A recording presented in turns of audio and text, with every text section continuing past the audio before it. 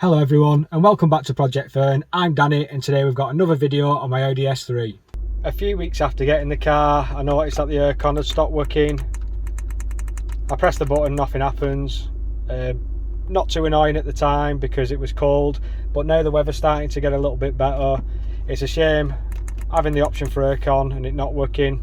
So what I've done with my OBD11 reader, I've read the codes which has come up with a 00819, which basically is the high pressure sensor for the air conditioning.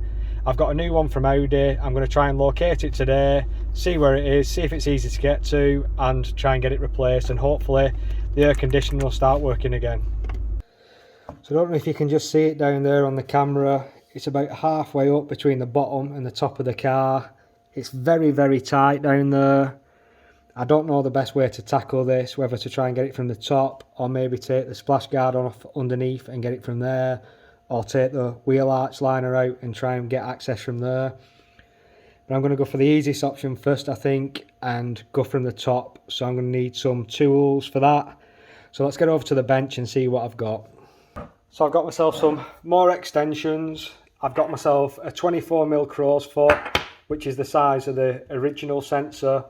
I think the replacement sensor is a 17mm. This is a genuine Audi part from Audi.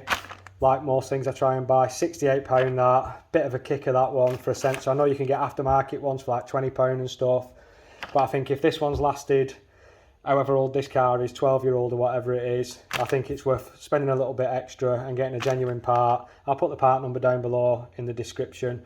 But what I'm hoping is going to happen is I put all these extensions together, lower the crow's foot down, and I'm able to crack it off enough to then take it off with my fingers, and then I'll deal with putting the other one on when I come to it. So wish me luck with that. So I've got the multi-plug off there, pretty simple. Remember with these clips, people, you push them down first and put some pressure on them, and then you press the little tab and they come off. So hopefully now I can get that crow's foot down there and crack this off, and then I can get it off by my hand. Fingers crossed, wish me luck. I'm going to go in for it now. I don't know if you can pick that out down there, but that works an absolute treat. It's turning it. It seems slack enough that I can get it with my hand. So I'm going to get my hand down there now and work that sensor out and have a look at it on bench. Sorry guys, the light's a bit naff in here, but that's the old one. As you can see, it's got the 24mm on top, and this one has got the 17mm underneath. I don't know how I'm going to tackle that because I've only got a 24mm crow foot, but we'll sort it out. We'll get some sort of spanner in there, or maybe the pliers just to nip it up enough. But I'm going to wangle that on now and then get it all plugged back in. That's the new sensor in and the multi-plug on. I wound it down by hand, so it was just like hand tight, and really grabbed hold of it and give it a little bit of a nip with my hand. It feels quite a fragile part, that, so you won't want to be going too mental with it, tightening it up with, even if I did have a crow's foot. But that's in place now. I'm going to jump in the car and fingers crossed the aircon works as it should. No gas escaped or anything when I took the old sensor off or when I put this one on. I doubt that it's supposed to do anyway with it being such a poisonous gas. So let's jump in the car now, and hopefully this could be one of the quickest fixes I've done on the Audi. We're inside the car now, so I'm going to go for the royal press and see if it's worked.